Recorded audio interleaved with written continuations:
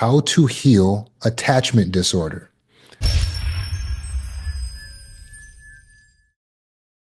The most common question that I have received in recent weeks has been, can you talk about attachment styles? Can you please talk about attachment styles? Because people want to know what style attachment they have, and hopefully they want to know how they can heal it. And I'm annoyed to talk about attachment styles because just as fast as it takes me to explain to you what attachment style you have, I could have already explained to you how to heal it and you could already be done with it. Instead of walking around telling people, oh, I'm anxious attached. It's my attachment style. We could actually be spending that time just healing it. And it's important because you may have heard the phrase, hurt people. Meaning, if you yourself have unresolved trauma and pain, then you're going around spreading pain and trauma on other people. And that's exactly what someone with a anxious, disorganized, dismissive attachment is doing. They go into relationships with their unhealed trauma, and instead of healing and being a warm source of comfort and reassurance to other people, they are actually causing more trauma and more pain to other people. Because when you have unhealed attachment style, then what do you do in relationships? You get scared and you ghost them, you leave them, you abandon your partners, you start fights with your partners, you sabotage your relationship, you lie to your partners, you make up stories, you cheat on your partners, you steal from your partners.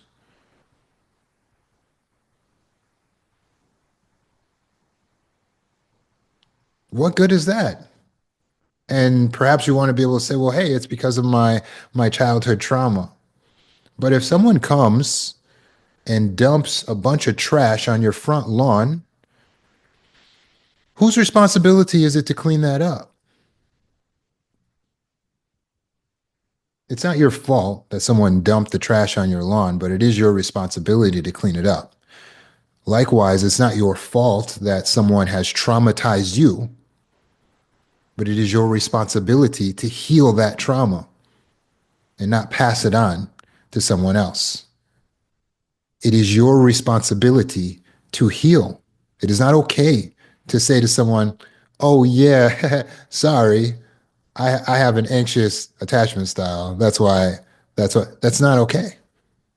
That's why I hurt you. That's why I broke your heart. That's why I harmed you. That's why I sabotaged both me and you both with what I did in the relationship.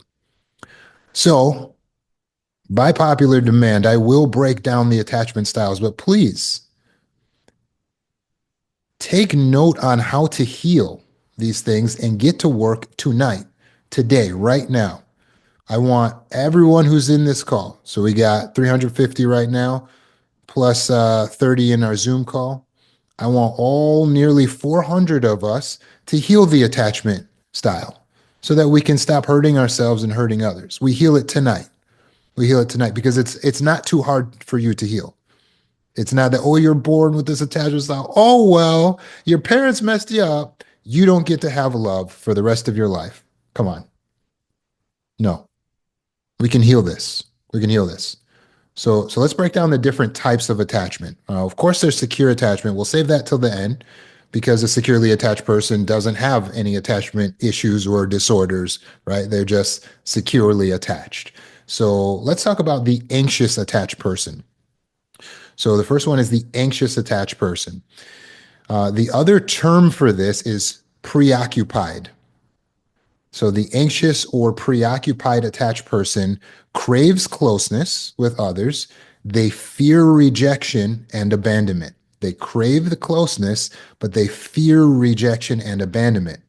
That causes them to often overanalyze relationships and they need frequent reassurance. Because they fear rejection and abandonment, they overanalyze. Some would call it overthinking, and then they sabotage it with all of their, I think that you're doing this and you're gonna cheat, and I don't know if I can trust you. I don't know if you're gonna be there, right? And then they need frequent reassurance, right? They can feel like they're clingy, they can feel like they're needy, or they get emotionally overwhelmed in the relationship. So it's like, where are you? Where are you? I need you. I need you. Oh my God, I can't take this. You're asking for too much from me. This is all the same person, right? So, so they have difficulty trusting that their partner truly loves them. I love you. Mm, mm, I don't know about that. I don't know about that. I don't know if anyone could truly love me. That's anxious attached person. I just don't think anyone could truly love me. I don't know. Maybe they feel like they don't deserve love on some level. But because they were hurt early in their childhood, they're walking around thinking that it's not possible to have a meaningful attachment and a relationship that can actually work. They had caregivers that were inconsistent, sometimes responsive, sometimes nurturing, but at other times unavailable or dismissive or mean or harsh. The environment they grew up in may have been unpredictable, and that unpredictability then causes the child to develop hypervigilance in relationships. Hypervigilance is where you try to keep yourself safe by analyzing everything that the other person is doing. Ooh, you moved your leg. Ooh, you rattled your keys. Oh, what is that facial expression? What does that mean? And you're seeking validation from the other person. That's hypervigilance. You're constantly looking at the other person, hoping to find some sense of your safety. You're looking for you in them.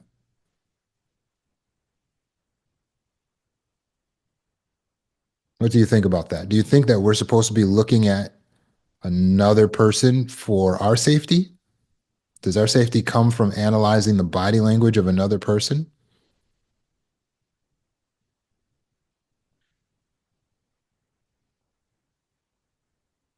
So, if a caregiver sometimes soothes a child and other times ignores or scolds them, the child may develop a belief like, I have to work hard to get love and attention, otherwise, I might lose it. And there we have the anxious attached person, also known as the preoccupied attached person. This person has experienced some instability in their childhood, and now they're unstable in the relationship. They're just never comfortable and satisfied. Okay. The next type that we'll discuss is the disorganized attachment. The disorganized attachment. This is the same as the fearful avoidant attachment. The disorganized is the same as the fearful avoidant attachment. What is this? This is the same thing that we just discussed, only it's worse. Why? Well, because their trauma was just a little worse. Possibly it's because the abuse that they experienced was more severe, the neglect was more severe, or it just more severely impacted them.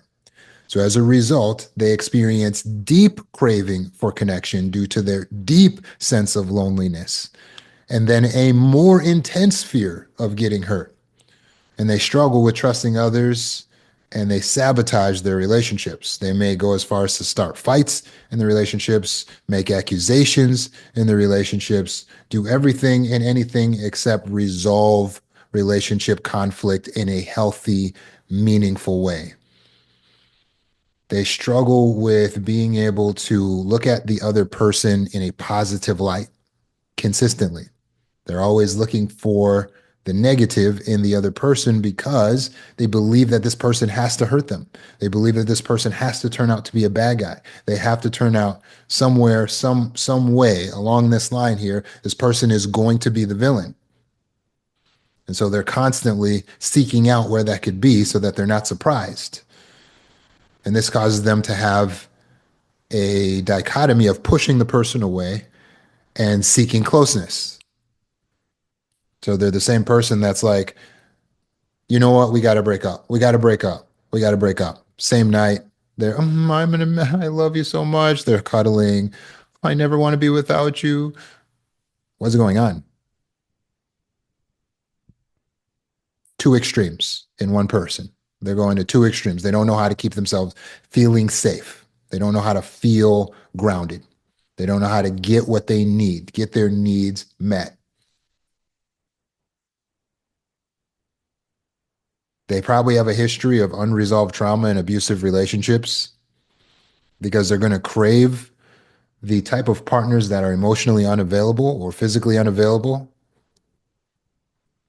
because they don't really want to be seen and have to work on their issues in the relationship. They don't really want their partner to be too smothering, right? So man, a man who's in prison, so attractive. A man who's already married, that's what I want. I'm disorganized, fearful, avoidant. I go for the man that's not interested in me or not able to properly give me love. As soon as he's out of jail, as soon as he's divorced, I don't know. I can't trust this guy. Again, this develops because the person had severe neglect, severe trauma, severe abuse. The caregiver was a source of fear to the child and the source of comfort. So you had that little dichotomy going. I love my mom so much, but she beats me, senseless. That's a nice little starting ground for someone who develops this disorganized attachment style.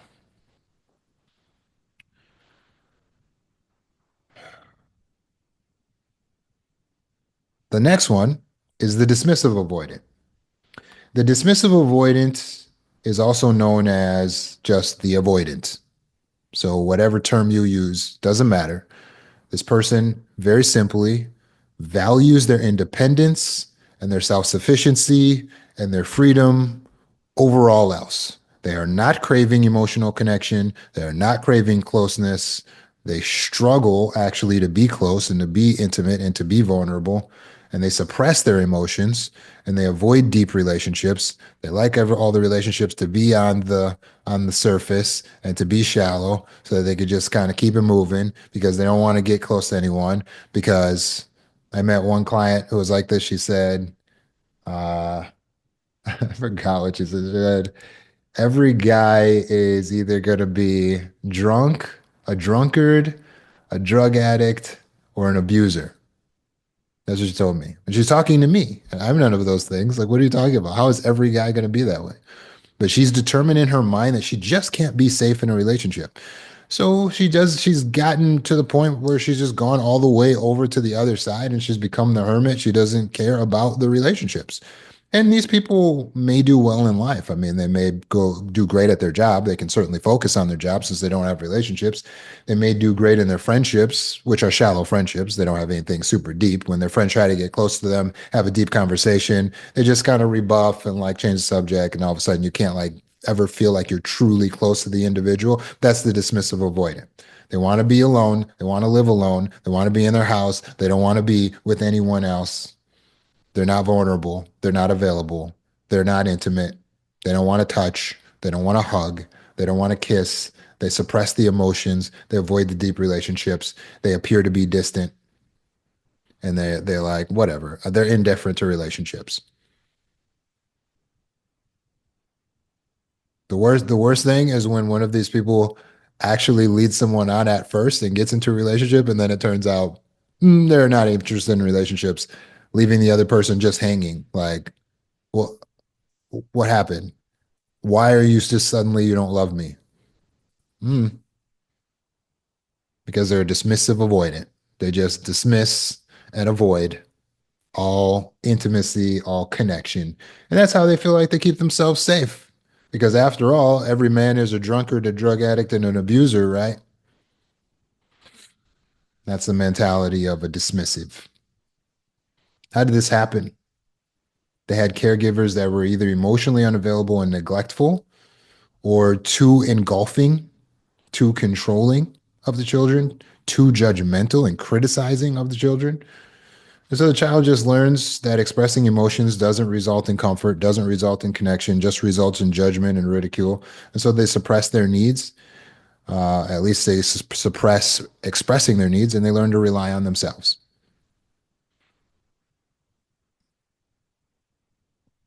They're independent, which is great. I love that about them. They don't really struggle with loneliness, which is good.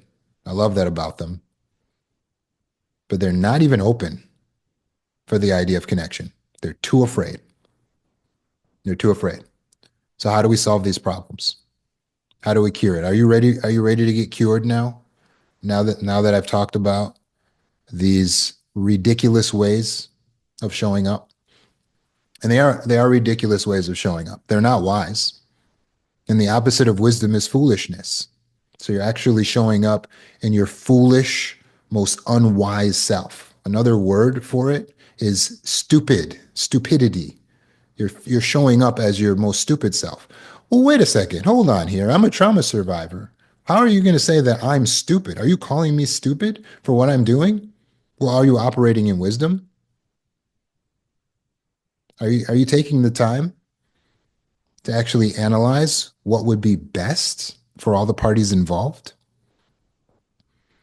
If you weren't previously, forgive yourself, but please take responsibility. It is up to you.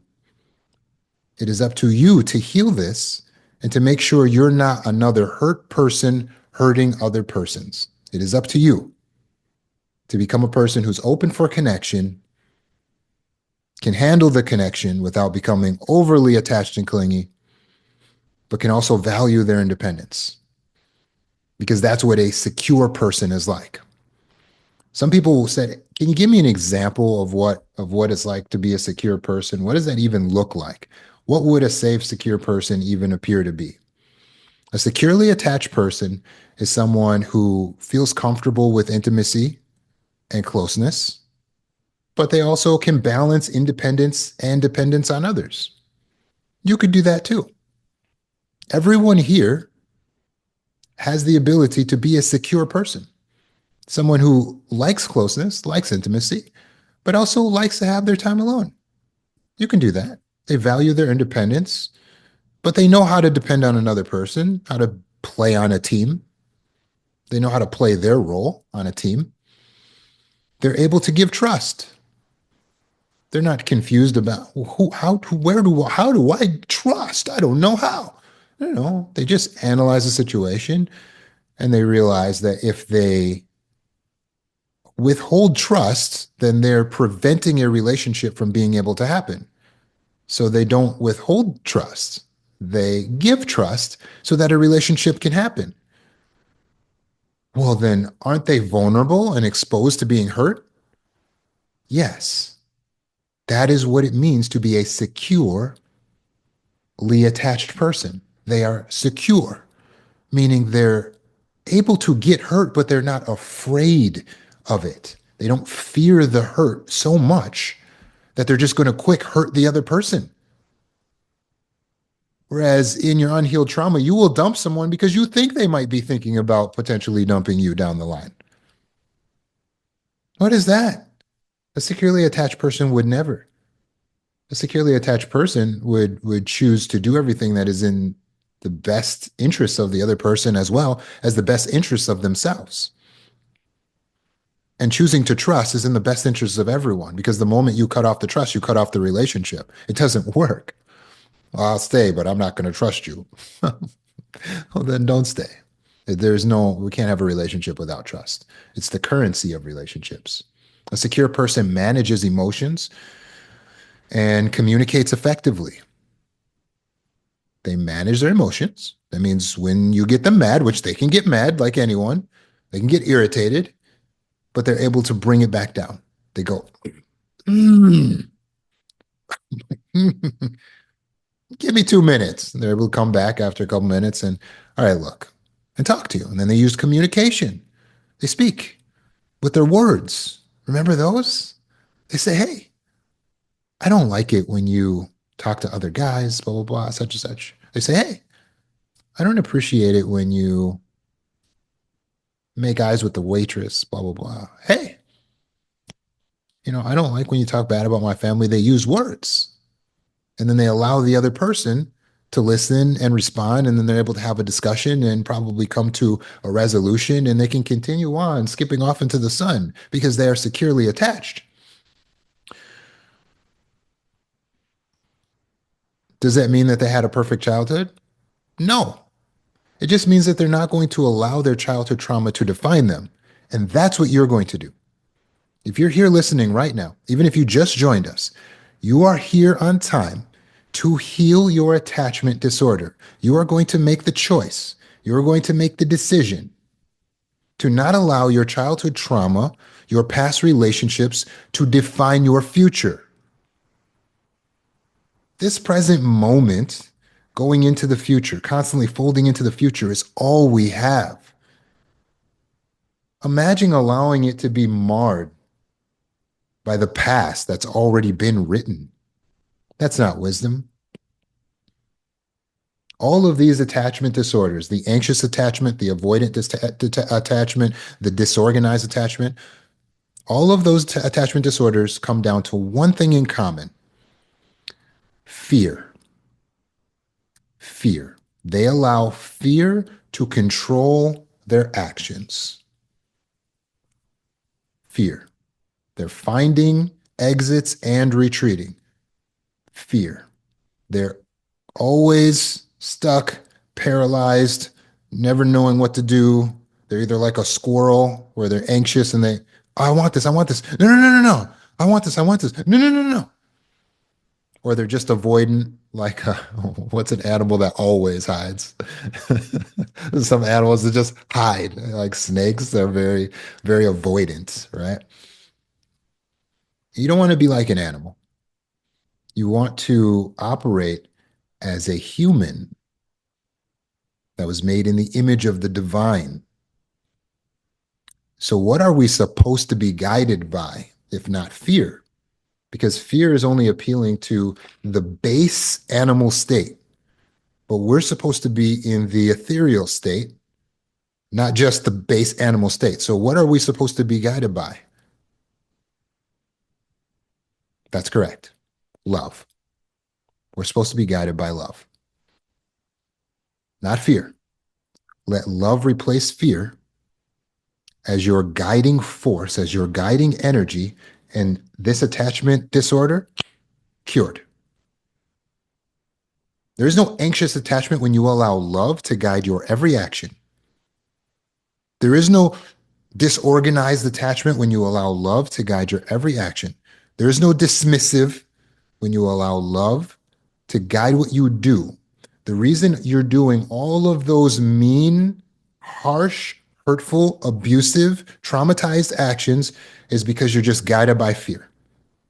You're not a bad person. You're just allowing the fear to control you.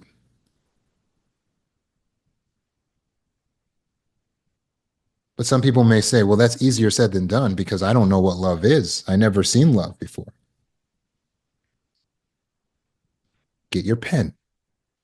I'm going to share with you what love is. You can learn that right here. A common misconception is that love is a feeling. That's not love. Some people say, I've been in love before. It's a feeling. Or I've never been in love before. That love feeling that you're talking about, that's chemicals. That's not love. That's just chemicals. Serotonin, oxytocin, dopamine. Ooh, it feels good, doesn't it? Feels good. Yeah. But that's not love. That's why we can have infatuations and preoccupations and limerence to individuals that aren't even good for us because it's not true love. You can feel oxytocin, serotonin, and dopamine when you use substances, illicit substances. That's not love. It's just chemicals. It's just chemicals. So, what is love then? Love is the cultivation of energy by focusing on what is beneficial.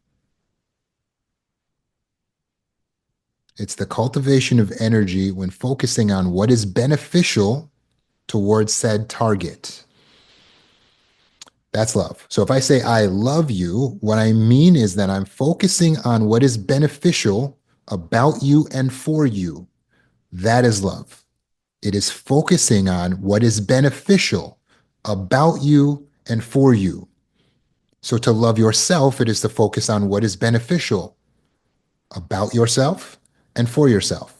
Someone asks, what's self compassion? There it is.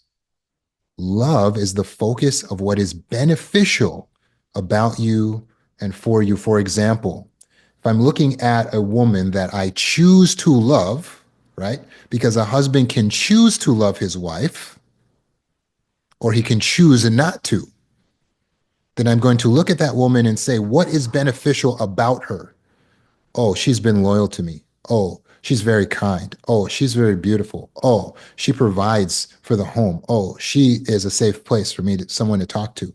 Oh, she's very spiritual. Now, what I'm doing by thinking about everything that's beneficial about that woman is I'm cultivating an energy, a feeling. And then the chemicals will drop. And then, oh, wow, what do I have there? It's love because I'm focusing on what's beneficial about her. Focusing on what's beneficial for her means that I will do the things that are beneficial for her. Let me go out and work to provide for this woman. Let me work to protect this woman. Let me be a safe place for this woman. Let me help to heal this woman. All of that is now love. It's doing the actions that are beneficial and focusing on what is beneficial about that person. That is love.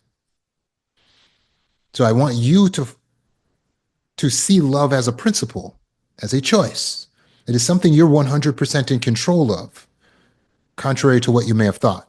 You may have thought you just needed to feel it. It just needed to come, like it needed to hit you upside the head. Whoa, now I'm in love. No, love is just your choice to focus. Love is a choice to focus on what is beneficial, doing what is beneficial. A wife can choose to love her husband, can't she? Just like she can choose to disregard him. She can choose to focus on, oh, this man, he provides, he protects, he cares, he's kind, he's gentle. I choose to focus on what's good about this man. So what am I cultivating? A feeling of love. And then what do I do? If I do the things that are beneficial for him, then I'm being a support to him, then I'm being there for him, then I'm talking to him nicely, then I'm showing him that respect. And what is all that? It's love. People would say, wow, you really love your husband. Yes, it's a choice. It's a choice, folks. It's a choice. So if you're in a relationship and you're trying to wonder, how can I get out of this attachment? Act in love. Just love. So what do we do on a practical level? How do we achieve this? The moment you feel triggered, oh my God, oh my God, oh my God, I feel afraid, right? Instead of going to the, what does the fear tell me to do? Oh, something unwise. No, no, no. Stop. Pause, breathe, blink, think, observe, patience, STOP, right? Stillness, thoughtfulness, observance, patience. And as you deliberate, as you meditate, you will be able to access the thoughts of love. I'm feeling triggered by this person because they said, I love you very early in the relationship. Hmm. Okay. Let me pause for a second. Feeling a little scared. I have this desire to run away. Let me think for a moment.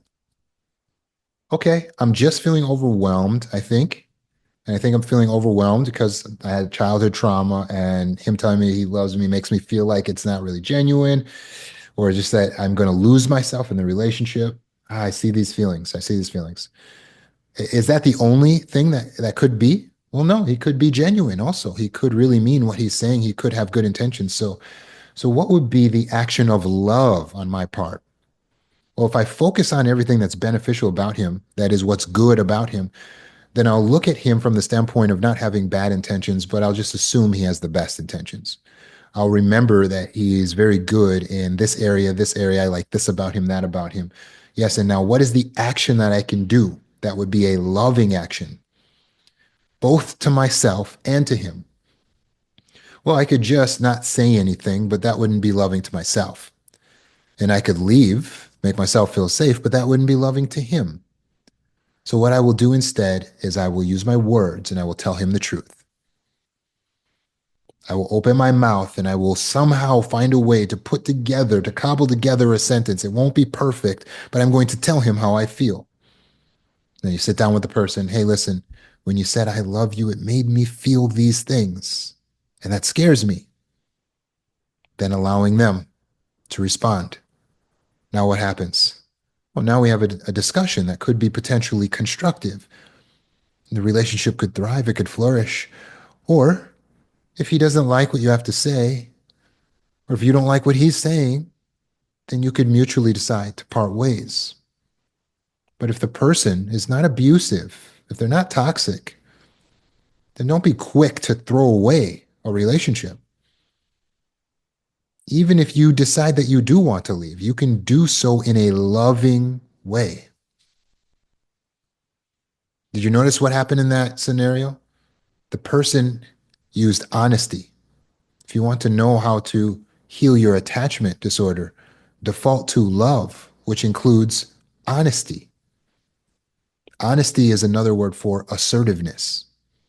To assert yourself is to tell people the truth. Hey, I don't like it when you put your cold feet on me when we're in the bed. Dumb reason to just abandon a whole relationship. Talk.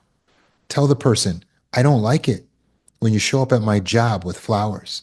It makes me feel like you're stalking me. I don't like it when you call me at nighttime after I'm supposed to already be sleeping. I don't like it. Talk to the person. Let them know. Hey, I don't even know why I'm feeling this way, but I am feeling nervous and scared.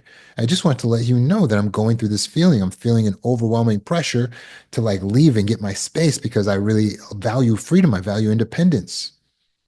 Tell the person. You would be surprised if that person is someone who operates in love. You would be surprised the amount of leeway they're willing to give someone they love. They may be willing to work with you. And if they're not, then at least you've done the loving thing to give them the opportunity to make that decision, to make that choice. It's loving for us to let a person know what they need to do so that they're not irritating and triggering us. It's loving. It's loving for us to heal our traumas and to show patience to the other person and not expect them to be perfect. It's loving for us to communicate, to be honest, and to tell the truth, which means having boundaries, which might not be something you've ever learned before, but I have a whole school called Boundaries School, Inside Healing School. It's a course that you take. It's even on TikTok. I have a series that you can purchase. It's called Boundaries School. You just go and get that fixed. Oh, I don't know boundaries. Learn them. Learn them. I even have free videos on YouTube you can watch and learn about boundaries. Learn them and then start exercising them right away. Start practicing right away. Make every action guided by love, and there will be no attachment disorder. It's just that simple. You don't have to write down, oh, I'm anxious attached, and go around telling people about how you're anxious attached. Ha ha ha. What are you? No. Act in love. Act according to the principle of love. To focus on everything that is beneficial about said target and to do what is beneficial toward them and yourself. And yourself. That's true love. Take a minute, pause, meditate, deliberate. When you feel triggered, use stop and then make a decision, take an action that will be loving. And that's it. You won't have to have any attachment disorders anymore. You can be a securely attached person, you know. It's not beyond you. It's not beyond you. As a securely attached person, you realize, yeah, I'm going to get hurt sometimes. Yeah, there's going to be people who aren't as healed as I am. Yeah, I'm going to get rejected at times, maybe abandoned at times. But I trust, not looking to them for my safety. I trust that I will be okay, that I will always have myself. I trust that I will be able to overcome whatever it is. I will be able to handle it using the tools that I have available to me. Speaking of tools, if you've been taking the course, we are on lesson 11 right now. We're going to drop lesson 12 tonight. If you're not caught up or you're just wondering, how do I get enrolled in this thing? Just go on my TikTok page. It's available there. Eventually, I'll post it to YouTube, but it's temporary. Okay. It's available for free. You don't have to register. You don't have to sign anything up. You don't have to pay anything. You just go. We're making this knowledge accessible for everyone. Okay. The course is called Psychotherapy and Trauma Healing 101. All right. You go in, take the class, take notes, make it your goal to get to the end. I'm going to have a final exam available It's not there to scare you. It's there to give you an opportunity to get a certificate from me as a trauma healer. Because if you're putting in this work, then you'll have something to show for it at the end, something you can really be proud of. And that's 100% real. It will be announced when and how to register for that final exam once we get there. But we got to finish the semester. We still have to learn how to cure anxiety. That's in our next session. How to cure depression, how to cure anger issues, right? So those are coming up. We have self-worth and so on. And then, like I said, I'll open up a 201 course where we go into deeper subjects of like dissociation, how to do relationships, how to handle conflicts in relationships, right? There's so much good stuff to learn and to talk about. But if you're working on it, keep going. If you've only done a couple of the lessons so far, keep going. Tap in, lock in. Now's the time. Lock in, do the sessions while they're there, while they're available, while they're free. Take advantage of them. This is a very special opportunity. We need to utilize this knowledge to uplift our community. We don't uplift the community by saying, hey, you guys need to change. I took Roman Zanoni's course and you guys need to take that course. That's not how it works. You uplift the community by being the light, by you taking the course, you getting the certification, you going through your life, being in the healed state, being in the higher self, being self-actualized. By you being it, you naturally start to beget more of it. You create more. People start to clone your behavior. They're looking to you as an example. You have a sphere of influence, coworkers, children, parents, siblings. They're looking at your example. So this is your opportunity to get yourself aligned. And that's what aligns the community when us as individuals work hard as individuals to be the best version of ourselves.